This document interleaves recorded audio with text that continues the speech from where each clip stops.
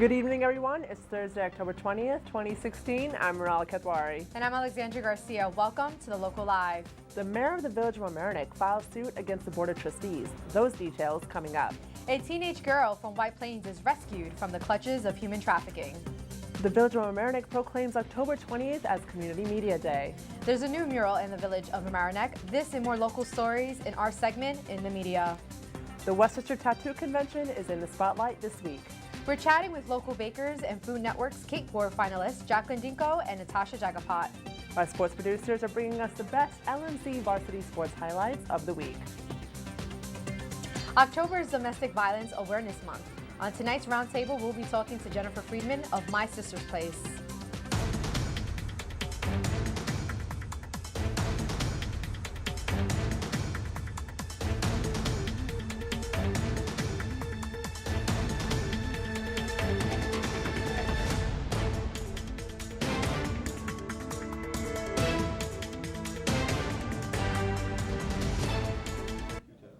With elections fast approaching, we have new developments regarding the local referendum in the village of Mamaroneck. As we previously reported, two local laws, UNT, were passed on September 6th to add two referendum questions to the ballot. The first referendum question asks voters whether or not they want to transfer the mayor's power to appoint members of the Planning and the Zoning Board of Appeals to the Board of Trustees. The second question asks whether or not to transfer the mayor's power to the board when appointing a village attorney. However, Mayor Norman Rosenblum is challenging the legality of the two referendum questions in the New York State Supreme Court, and he is suing the Village of Mamaroneck Board of Trustees. I filed papers with the court in front of the judge, and it's a show cause order, and they have to answer it. I'm presuming they would answer it. They'd be silly not to, because that's the action they took. They have to show why they believe that my action, my request, is not proper. Now, the judge will take testimony from both sides, and he will make a decision as to is it proper, and they should find that the laws were illegal and the process is wrong, or in fact just go ahead on the ballot. Now, the irony is it's already on the ballot, so what happened is, let's presume the court finds in my favor. Even though people vote for it, it wouldn't be counted. But while you're doing this, I would, just to make sure that people watching this, in any case, vote no against it. If you want to maintain a balance of power, and this is the ultimate hypocrisy, because they're talking about abuse by the mayor and appointing the village attorney and members of the planning board and the zoning board. The fact of the matter is, local law and local procedure they have now is, I make the appointment, they have to verify it. So there is a balance of power. It's just not unilateral, an appointment. So it shows the hypocrisy that they have. They have no value whatsoever for the concept of a balance of power in government. They are petty politicians that do nothing but looking for a power grab. Mayor Rosenblum also said that he was notified that the legal representatives of the Board of Trustees requested to move the court date to the 27th. We are currently producing a full in-depth report about the referendum that will air a week before the election. But for now, we will leave you with the response from David Finch regarding the lawsuit.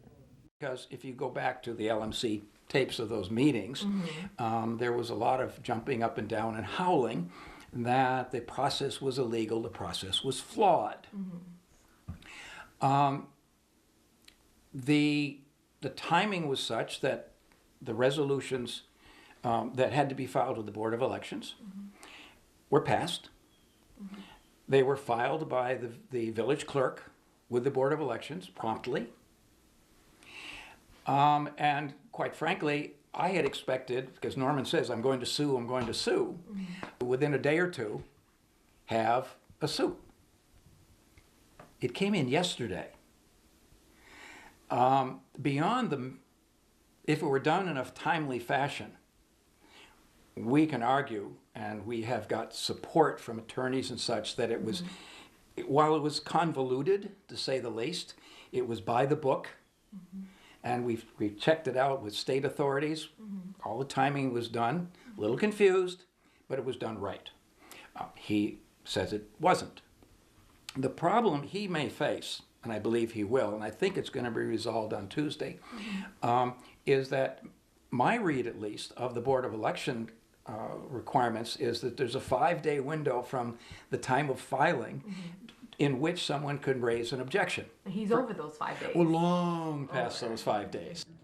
A 16-year-old girl from White Plains has been rescued from human trafficking.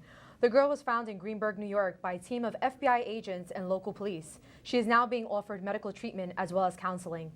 The girl was found due to the FBI's Innocence Lost initiative. Part of this initiative is Operation Cross Country, which is an international effort targeting human trafficking. The FBI has been going across the United States investigating hotels, truck stops, and street corners where traffickers are usually found. The Innocent Lost initiative has resulted in the rescue of over 6,100 children. Any child could fall victim to human trafficking, so it is important to be aware. If you believe that you have witnessed a situation involving human trafficking, do not hesitate to call the police. The Village of Mamaroneck Board of Trustees proclaimed today, October 20th, as the first annual Community Media Day. This annual celebration was founded in Brooklyn, New York, and helps bring awareness to the importance of free speech and accessible media for all individuals. Community Media Day falls in line with Free Speech Week 2016 that runs from October 17th through the 23rd. LMC TV opened its doors to showcase what we do best, bringing you community news stories.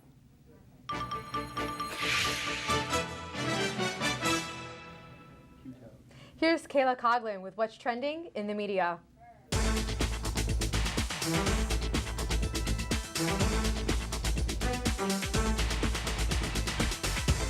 Larchmont resident Lisa Kawiko and president of the City College of New York has been in the news recently, but not for the best of reasons. Kawiko resigned from CCNY, and although she did not give a reason, many believe it is because of how her administration has been handling over $150,000 of personal expenses. The former CCNY president is currently under investigation. For more information on the situation, go to the Mamaroneck Daily Voice. Now some good school news. Niche.com has listed Mamaroneck school districts among the top 100 best places to teach in New York. To make this list, researchers at Niche.com considered teachers' salaries, experience, and attendance, as well as the school's security, resources, and academics. You can find the full write-up on the Larchmont Mamaroneck patch. On the health and exercise front, Balanced Yoga and Wellness in Larchmont is excited to show off the new and improved studios. Owners Dave and Carolyn Frost completely renovated the studio, and it now has so much more to offer. From bringing in a better sound system to hiring new instructors, Balanced Yoga and Wellness has made amazing improvements. I've only mentioned a few little things, so go to the Mamaroneck Daily Voice to learn about all the different classes and programs Balanced Yoga and Wellness has to offer. The Village of Mamaroneck has welcomed a beautiful new addition to the streetscape. It's a mural by local artist Piero Manrique entitled Free. The Arts Council asked Piero Manrique to paint the mural for the Arts Live initiative. Manrique's work is famous throughout the United States, but if you want to get a taste of his art, head over to 630 Mamaroneck Avenue. To learn more about Manrique and about the Mamaroneck Arts Council, visit the Larchmont Mamaroneck patch. It's October, so I have to get into some creepy news. Buckout Road in West Harrison has been the subject of all types of horror stories for years. While this local legend may be coming to the big screen, John Pascucci, a filmmaker from New Rochelle, created a screenplay based on Buckout Road, and a cast and crew have already been in development. To learn more about the project and the story of Buckout Road, go to the Mamaroneck Daily Voice. If you can find it online, you can find it right here in the media. I'm Kayla Coughlin.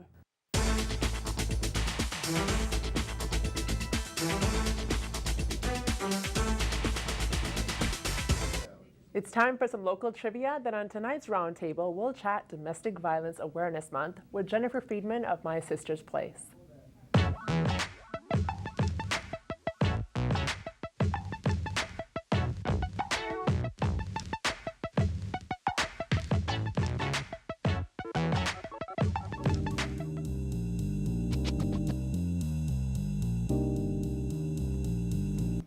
October is National Domestic Violence Awareness Month. President Obama has called upon all Americans to speak out against domestic violence and to support local efforts to assist victims of those crimes. I'm Maura Carlin, alongside Mike Witch. Our guest this evening is from My Sister's Place in Westchester, and they're committed to that endeavor. We're going to learn more tonight about what we can all do. And as always, we hope you'll join the conversation. You can ask questions, you can give your opinions. We want to hear from you. You can call us, email, or tweet. The contact information is on your screen. And here with us is Jennifer Friedman, the director of the Center for Legal Services at My Sister's Place in White Plains. But before we get to talking, we're going to watch a videotape. It's a pattern. Control. Power. Fear. Intimidation. Isolation. Abuse. Emotional. Physical. Digital. Financial. Sexual. Domestic violence is intimate partner abuse. 1 in 4 are affected. It doesn't discriminate by gender, Sexual identity. economic status. Race. Ethnicity, Or religion. It can be loud, or it may be a whisper. It might be on the surface. or it could be in disguise. My sister's place. My sister's place. My sister's place. My sister's place. Jennifer, the White House's proclamation included some stats. And I have them right that nearly 1 in 4 women and 1 in 7 men experience domestic violence. And these numbers, they say, are after a 75% drop in the last 2 decades. Now, if I did math correctly, for women, that means a decline from 1 in 3 to 1 in 4, which is still pretty large. Is domestic violence that common here in Westchester County? Thank you so much for asking me that question. I think that when I tell people that I work at My Sister's Place, so many people say, oh really? Is domestic violence a problem in Westchester? Do we need to be concerned about this? And it absolutely is a problem, and you would be so surprised probably to know the people who may be your neighbors, maybe your friends, people who you go to church or synagogue with, who are grappling with the reality of domestic violence, or you can also use the term intimate partner violence, in their lives. As we know, there have been homicides in our community in Westchester in the past several years, and suddenly everyone looks up and gets very, very concerned, and then often it gets swept back under the rug after a terrible incident such as that. But the reality is that it is happening every single day, and we know because we get the phone calls in our office. Are the phone calls mostly from women or men, or is it equal? It's mostly women. I think that it's a reality that intimate partner violence impacts women more at a higher rate than men, but absolutely we do have male clients, and we are open to treating all people, assisting people from any ethnicity, irrespective of gender. We are here to serve Westchester County. Are there particular groups that are more subject to, more likely to experience domestic violence than others? I think there are a lot of stereotypes out there about that. The reality is that domestic violence impacts people from every race, every ethnicity. We have a large immigration practice in the legal center at My Sister's Place, and we see people from all over the world. And it's amazing the similarities that you see between someone from South America, someone from Africa, someone from Europe, someone from East Europe, West Europe. I mean, there are patterns of power and control that are absolutely across, again, gender, ethnicity, race, international. It's a gender-based crime, and that's what we see. So it's not just cultural in terms of immigrants. No, when you say cultural, I mean, what I would say is virtually every culture that I've encountered has an element of domestic violence there. It has to do with the abuse of power and the use of control. And so really, it can be cultural in the sense that certain cultures engage in certain practices. But the sad fact is that it's American. It's part of our culture. Violence against women or intimate partner violence, we see it everywhere we look in our culture. Is there a certain type of person or personality who's more likely to be subjected to it? Actually, I get asked that question periodically, and the truth is, I like to flip that question around. The reality is that there's a personality type of an abuser, more so than there's a personality type of victim, because when someone is stripped of their feeling of self-worth by being emotionally abused, physically abused, by being isolated from friends and family, of course that person may become depressed, may become more shy or more retired, less confident. But I don't find that it's really about people who are unconfident end up being victims. What I find is that there's this unbelievable turnaround in our clients' lives. And once they're free from domestic violence and they're able to find safety and independence, it's like a light goes on, and someone who you might think was shy or, you know, seemed in some way to be, you know, downcast, can become confident and ebullient, and we see that trajectory from kind of hopelessness to hope all the time. So what I ask more is, well, what is the personality type of an abuser? Who feels badly enough about him or herself that that person needs to subject someone else to power and control? So tell us about My Sister's Place, what it does, Sure. and who it serves. Sure. So we're a multifaceted, holistic agency. We have 2 shelters where women and men can go to live on an emergency basis for a period of months while they are getting back on their feet, and usually have a need for safety reasons to be hidden from the abuser, the abusive partner. So shelter is a major aspect of what we do. We have a 24-hour hotline. We have counseling services for adults and children. And then my particular role is as director of the legal center, which has a staff of 12 who assist victims of intimate partner violence in family law and in immigration law. And you've been at this since... Oh, and I can't forget, we have a fantastic community education and prevention program where we have really dynamic community educators who go out primarily into the high schools and train our high school students all around Westchester on healthy relationships, how to have them and how to identify unhealthy dynamics and what to do about it. And you've been in business since 19... We're actually just celebrating our 40th anniversary in 2017. So yeah, 40 years. So what are the legal options? You know, the legal help? Sure. So what people usually think about is orders of protection, which makes a lot of sense. I think that the 2 major ways to accomplish getting an order of protection is by calling the police and initiating a criminal case. So when someone is arrested and arraigned on a domestic violence allegation, there is an order of protection issued. So accessing that resource is so important, and when people are in fear for their lives or for their safety, calling the police is a really important option to be aware of. And then the other option is family court, and orders of protection can be granted by family court judges on the basis of making an allegation. And this is a civil forum, it's not criminal court, no one's going to go to jail, but the option is to create safety. And if you make allegations of a domestic violence offense, you can ultimately receive an order of protection in family court as well. Okay, not to be cynical, Yes. but a piece of paper doesn't exactly protect you. Right. So what other steps might one have to take? Right, absolutely. And our entire philosophy is very, very victim-centered and trauma-informed. So we are looking at each individual case and what is going to work the best for that person. It may be for that person that being completely hidden and getting off the grid is the right thing to do, and going into shelter and not getting an order of protection is the right result. It may be that the abuser is very conscious of being law-abiding, doesn't want to, you know, if an order of protection is violated, then in addition to the underlying allegation, there's also criminal contempt, which is violation of an order. So each individual situation is very different. Some people are very more likely to abide by an order of protection, and some are not. And sometimes you're doing that in tandem with other safety planning. And safety planning is the bedrock of all domestic violence services, legal or counseling.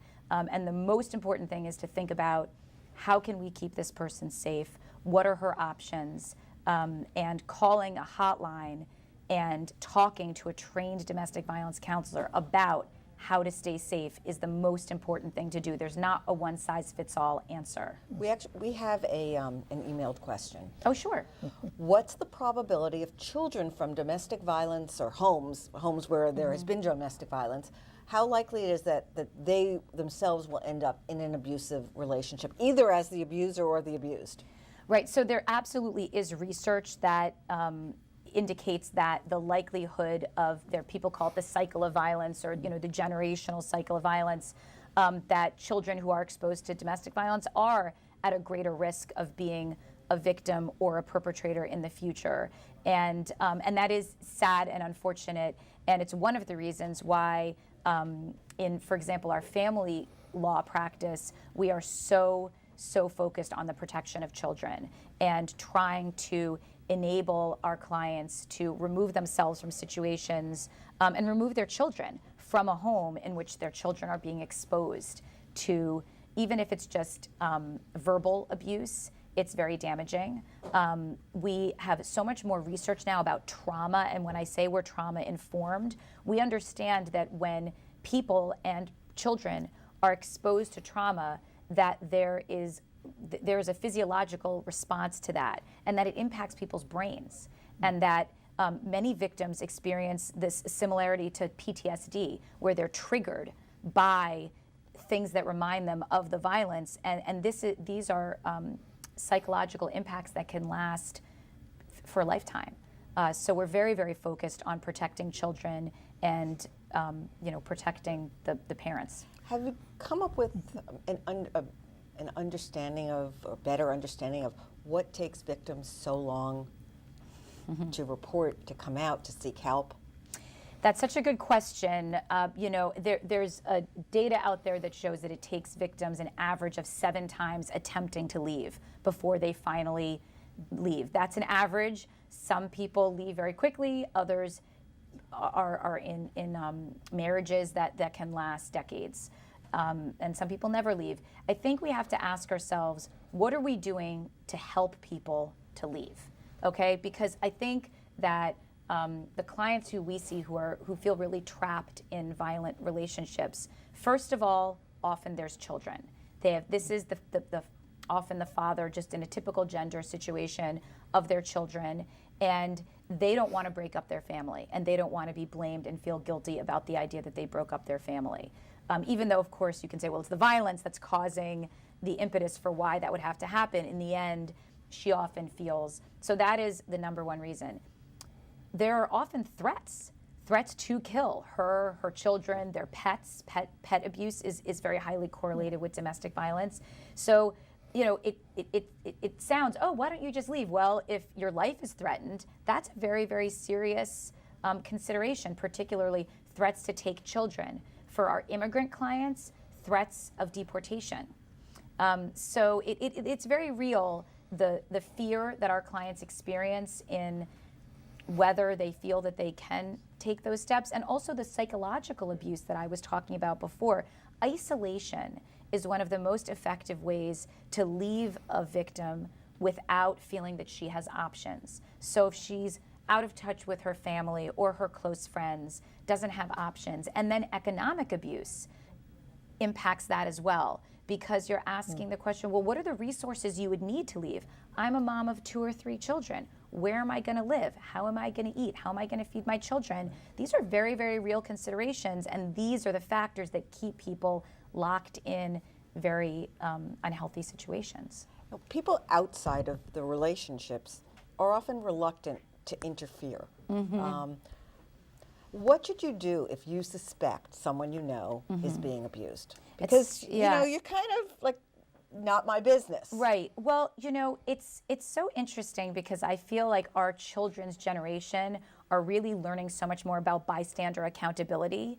And so I think that in our generation, we thought, oh, that's personal, that's not my business. And I really embrace the notion that, if you really believe that something really problematic may be going on, I would say the best thing to do is to talk to the person who you think may be experiencing the situation in a safe way, because anything you do might trigger a violent response from the abuser. So if the abuser thinks that the neighbors or the friends or the family are onto them, it can actually increase the danger level. And so I think that there is that valid consideration that needs to be. So it's, what can I do to help you? I'm here to listen.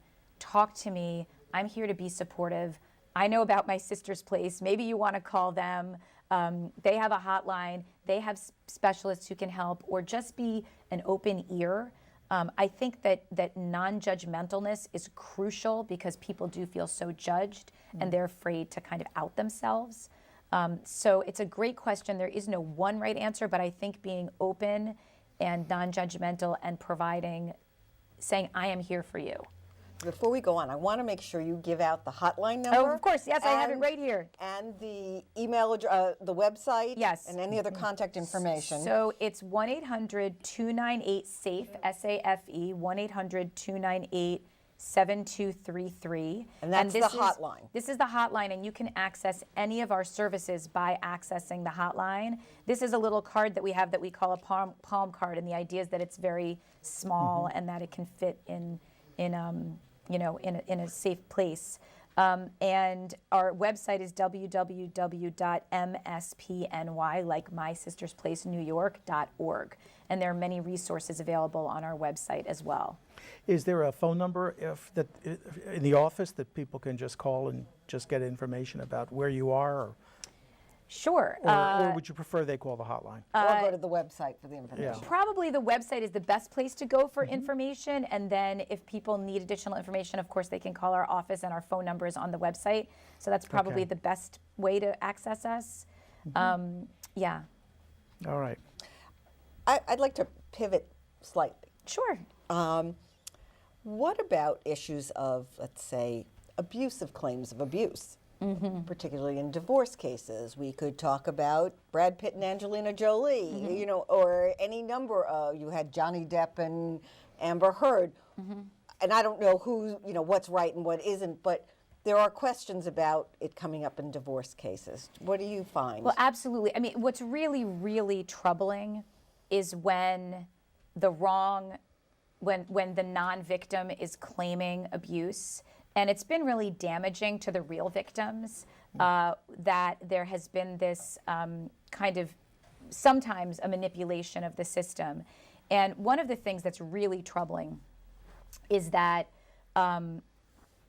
particularly in the case of allegations of child sexual abuse, that the courts have become so concerned about false claims that there's been a backlash where mothers are concerned, or parents who are the parent of a victim child are so concerned about bringing the case forward, because what the judge will do is they'll say, well, you are engaging in parental interference. And ultimately, the parent who's alleging the conduct can actually lose custody because they have brought forth what is then thought to be a false claim. And so it's really dampened victims wanting to come forward with those allegations. So it's a shame if and when false allegations exist, because it undermines the veracity of the real allegations that really are out there. I mean, I can't really, in terms of the famous people, and they are all lawyered up and have probably very effective counsel who can defend their positions. Unlike our clients who are generally low income and need our legal services at no cost. There is one famous person these days, Donald Trump, who has allegations made against him and has also made some comments in his electioneering. And has that had an impact on the number of calls you've received? Yes. Across the country, people are coming out of the woodwork to tell their stories. It really is, it's obviously very sad that it exists, but people who have been holding on to their stories for 10 years, 20 years, 30 years, when they see this happening, it becomes they feel like that it's time to come forward, and they feel almost like they have the permission to come forward because it's in the zeitgeist, right?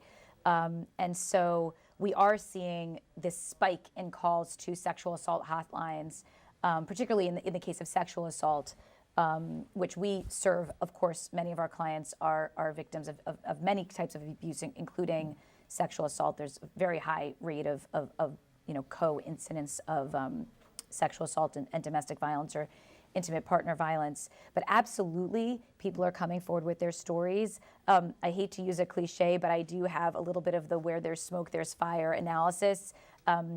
In my work, when I hear people tell their stories, I know the truth of people's stories. You can hear, you can see, you can feel people's truth when they speak it. And I think that it is so important that we believe people who come forward with their stories, because it is actually quite brave to reveal, certainly to the public, something so personal. We're going to do one final pivot, Sure. which is something that is on My Sister's Place's website, your efforts in human trafficking. Yes. And there was just, I just read news, and I think we've even reported on it, about a teenager who was rescued. That really exists around here. I mean, I was taken aback. It does. You know, there's when you're in a suburban, and actually there are obviously urban areas of Westchester, but you have this idea of, you know, New York City from the 1970s, and that's your image of sex trafficking.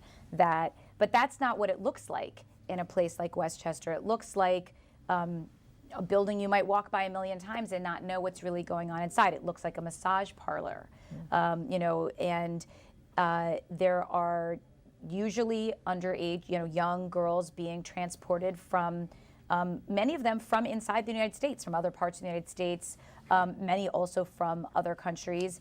And this is a really sad but a true reality. My Sister's Place is the designated human trafficking agency for the lower Hudson Valley region, and so we are the go-to source for law enforcement and for other victim service agencies when they identify cases of human trafficking. And we actually handle labor trafficking as well as sex trafficking, and we help a lot of people. You provide the same kind of support, housing and counseling? Absolutely. Shelter, counseling, legal services, yes, across the board. Case management and some financial assistance, yeah. And if people want to get involved or help, they should go to your website? They should go to our website, mspny.org, and we welcome volunteers and anyone who is interested in joining our work. Oh, thank you so much for joining us, Jennifer. Thank you. Thank you. Again, you can get more information on My Sister's Place at mspny.org. And please stay with us. We'll be back with more community stories and the answer to that trivia question.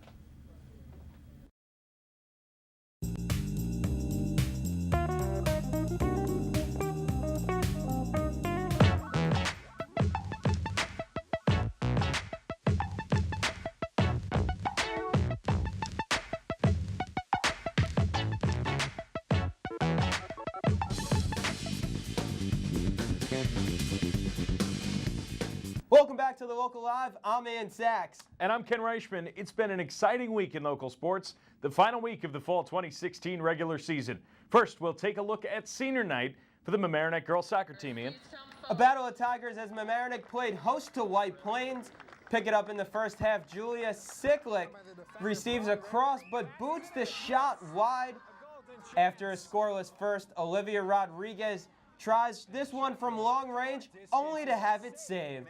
Moments later, Charlotte Golden nearly sneaks it inside the post. Let's take another look at it. Incredible, the ball just strikes the post and bounces out as the game remains scoreless. Another near goal here for the hometown Tigers as Rodriguez again has her shot saved, but then Rodriguez does find the back of the net, giving Mamaroneck the first score of the game. That goal would stand as the only one of the game as goalie Lily Epstein makes the fingertip save to keep White Plains off the board. Let's look at it again. She reaches across her body to prevent the goal as Mamaroneck takes the 1-0 victory. Well, Ken, what a game there. Both goalies looking strong, but it just takes one to separate the victors from the losers. You said it perfectly, Ian, and that was the case this past Monday. The Mamaroneck field hockey team hosting a Scarsdale team that beat them 4-0 in the season opener, but that's in the past. This second matchup decided the league champion and the top seed for the playoffs. We'll pick it up in the second half, still scoreless when Emma Schwartz redirects the feed from Aaron Nicholas to give the Raiders a 1-0 lead. The Tigers will answer, however. Just a minute later, it's Elizabeth Brissett off a penalty corner, and the game is tied. And with under 5 minutes to go, Brissett says, "Thanks, sir, I'll have another." And she puts the Tigers up 2-1, but not for too long because the Raiders won't go quietly into the night. It's Jilly Melman who tickles the twine to tie this one up with 2 minutes to play. So, as time expires, the Tigers are awarded a penalty corner. They need a win to get top seed in league championship. A tie gives both to Scarsdale, so it all comes down to this final play.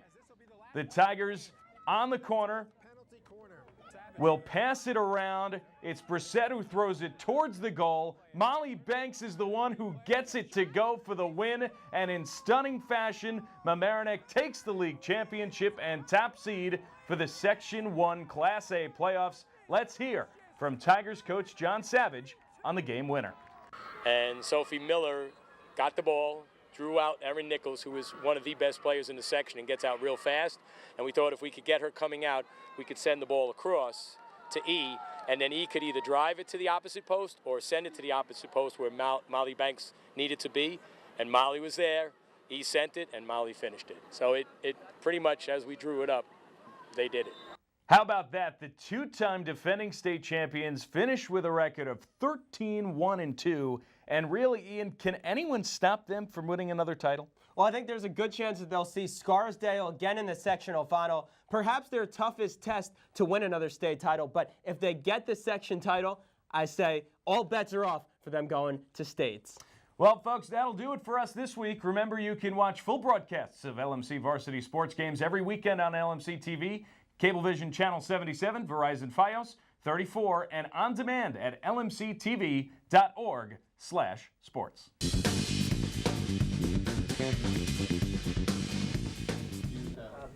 New Rochelle has two new rising culinary stars. They sat down with Rebecca Pagnini to chat about their competitive bake-off, Cake Wars.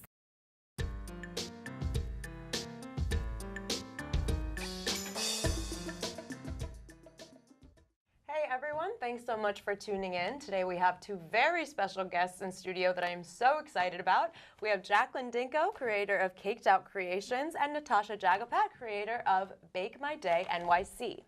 So ladies, as I understand, you had a really exciting past few months because you were part of Cake Wars, right? Yes.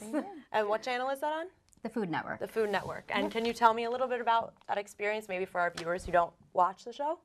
Sure. So we have 4 different teams competing against each other to make extravagant cakes in less than an hour. And you could win $10,000. Oh, okay. So it's 4 teams competing, 4 teams of 2? Yes. Okay, cool. And you pick your own partner, right, when you're accepted? Yes. And you started the application process, Yes, Natasha. I did. And how did that go for you? I saw the ad for Cake Wars on Facebook, and I figured, since everyone was telling me, you know, you need to be on the show, I had nothing to lose. I figured I'll just give it a shot. So I sent in my application, and that was it. That's so awesome. And you're a New Rochelle local, correct? Yes. Awesome. You grew up here and everything. Born and raised. And you live here still? Yes, I did. Oh, that's so awesome. And how did your passion for the two of you, how did it start? How did you get into baking? For me, I used to do it for fun, and then I took recreational classes at the Institute of Culinary Education in the city, and I just fell in love, and I started doing decorating classes, and I was like, this is something I want to do, and I decided to do it full-time and go to school, and I graduated, and I became a certified pastry chef at the Star Institute of Culinary Education in Syosset. Oh, that's awesome. And your training? I'm more of self-taught. I started on maternity leave, and I started baking cupcakes for just friends and family, and then I made my first cake, and the rest is history. I never turned back. And what, for the two of you, what do you like prefer? Do you like baking like the base of the cake more, or is it more the decoration that's fun? Like, what's the best part? I'm more of a decorator. I prefer doing sculpted, more intricate, detailed things. I'm very detailed with my work. I love being able to play with flavors, like playing around with it and making sure. I like it both the same, I think, yeah. Because I'm always like, bake me the cake and I'll ice it. Yeah. That's awesome. And you mentioned that on the show you guys were baking alongside some of your idols. What was that like? I mean, that must have really added to the nerves. Well, for that particular show, we actually didn't bake with any of our idols, but a lot of our idols, have competed, and we were a little bit worried, not knowing who we were competing against, that we were going to have to compete against them, because they're amazing and they're who we look up to learn what we're learning and, you know, for our businesses. So it was a little scary at first. One of the competitors was a previous winner of Cake Wars, so that was a little nerve-wracking because she was amazing. So yeah, well, that's good. Set a fire under you. Yeah, absolutely. And your story especially is a huge inspiration, I think, for people who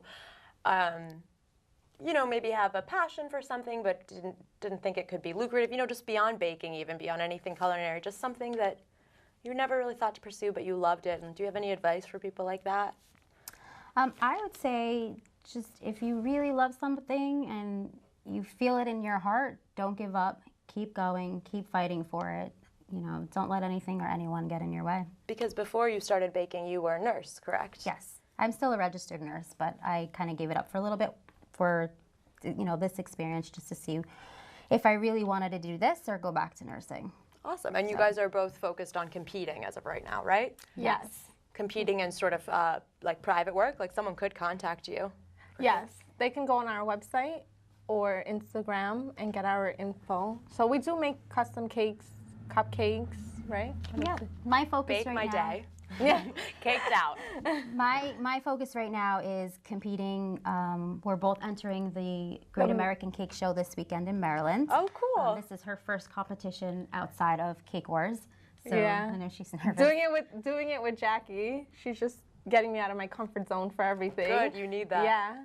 Someone to push you. I'm also focusing on teaching classes now. I do private and group classes, and I'm teaching kids classes at Anna's Treehouse in New Rochelle. It's a preschool. Yeah, you have a very heavy focus in children. Can you tell me a little bit about Icing Smiles, the two of you? Sure.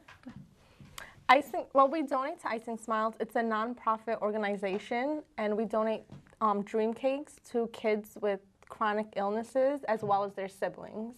Oh, that's so nice. So basically the parents would contact you guys and describe their child? Yeah, they go through Icing Smiles, and someone in Icing Smiles will send us the email or send their local baker an email.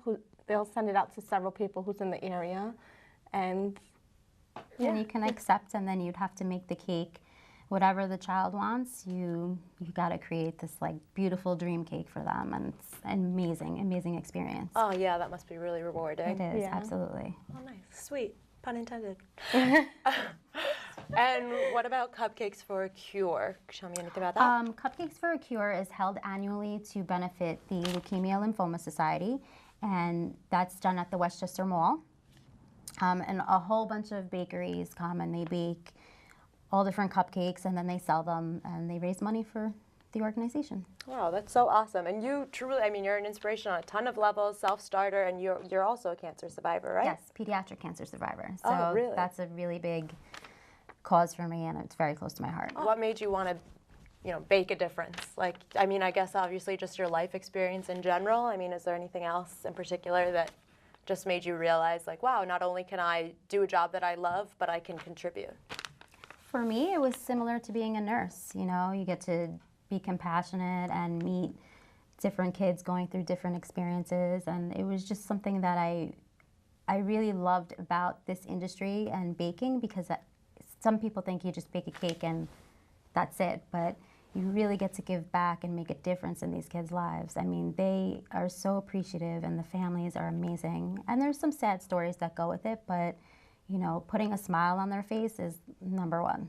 So for me, it was never about winning. It was really just about challenging myself and, like she said, stepping out of my comfort zone and doing something that I wouldn't normally do, but I knew I wanted to do. Most people don't apply for the money to win. They apply because it's an experience, and you know, it really gets you out there, and it gives you the opportunity to really challenge yourself, which is part of competing in general with the cake community. Right. So. And any future plans? I mean, I know you said you're looking for a storefront. Anything else you guys have in the works, or you have the bake-off coming up, right? I don't have a bake-off coming up. Or Well, the competition. Oh, the competition, yes. We are going to Maryland this weekend. Hopefully we can collab on something in the future. And, yeah, you guys seem to have a great thing going. Yeah, we're thinking about it. We're working on it. But we I am work really looking. well together, so hopefully. Nice. And what about you? My focus right now, like I said, is competing and teaching the classes, because I really want to be able to offer my skills to a lot of the kids and even the parents in the community, because they all want to learn how to make cakes for their kids. Right. And I'm in the process of moving forward with opening my own store, hopefully in New Rochelle. That is what I'm looking for. And I just want to be able to give back to my community, because we don't have that in New Rochelle. And, you know, all of my supporters are there. And I really want to give them back something. That'd be nice. Keep it all within Absolutely. where you grew up. Yeah, nice. I wear purple. Oh, really? Yeah. That's so awesome. Okay, cool. Thank you guys so much. This has been a blast. I cannot wait to see how things pan out for you guys. Yeah, thank you so much. Thank you for having us. It was an honor to be here. Yes. So keep watching, guys, because up next we have Westchester's annual tattoo convention. And guess what? I was there. Sorry, Mom.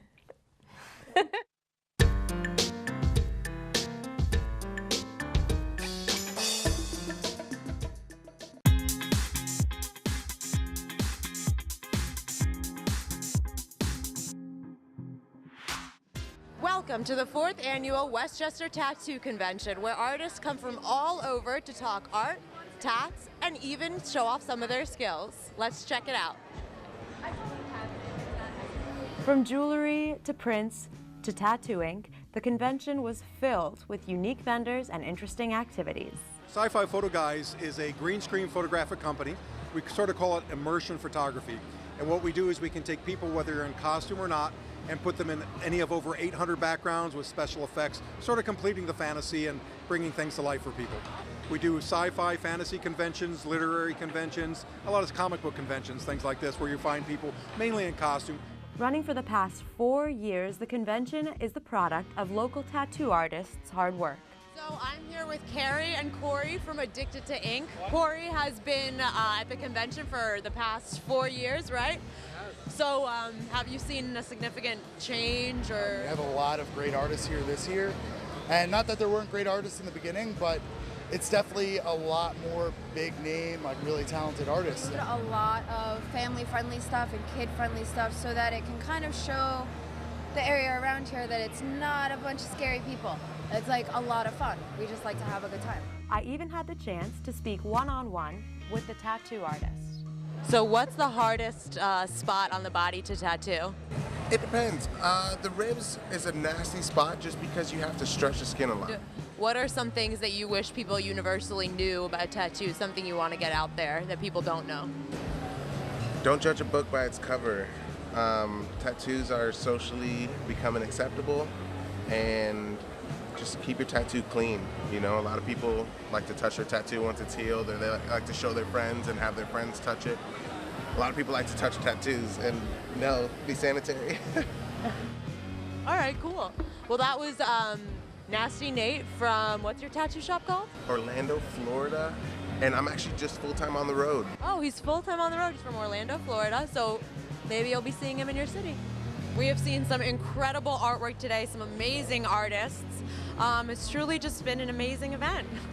So we'll see you next year at the 5th annual Westchester Tattoo Convention, presented by Addicted to Ink. For the Local Live, I'm Rebecca Paganini.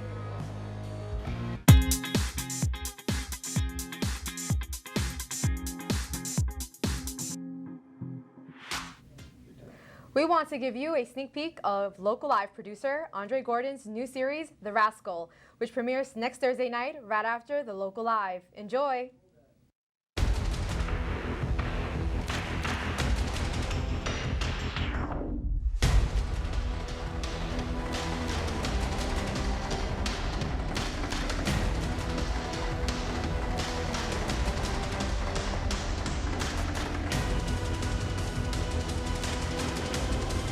What the hell was that thing?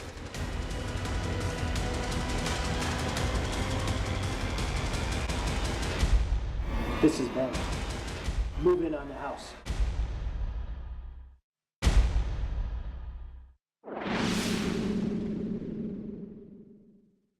You're watching The Local Live, the only news show on Larchmont and Mamaroneck on LMC TV.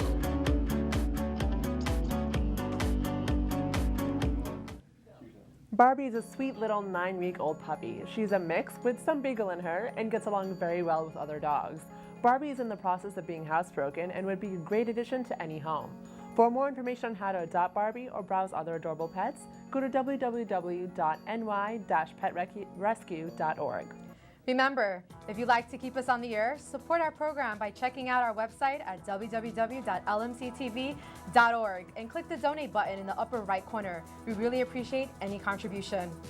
We are always welcoming new interns and volunteers, so send us your emails to thelocallive@lmctv.org and join us. We love hearing from you. Thank you so much for watching. I'm Meral Kathwari. And I'm Alexandria Garcia. See you next week for another episode of The Local Live.